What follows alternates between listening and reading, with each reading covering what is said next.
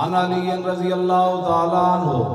قال لم يكن رسول الله صلى الله تعالى عليه وسلم بالطويل الممغد ولا بالقصير المتردد وكان ربعة من القوم ولم يكن بالجاد القتت ولا بالسبت كان رجلا شعرا ولم يكن بالمطهم ولا بالمكلسم وكان في وجهه تدبير ابيض مشرب ادعج العينين اهدب الاشفار جليل المشاشب القتت اجرد ذو مسربة شسن الكفين والقدمين اذا مشى تطلع كانما ينحط من سبب واذا التفت معه بين كتفي خاتم النبوة وهو خاتم النبيين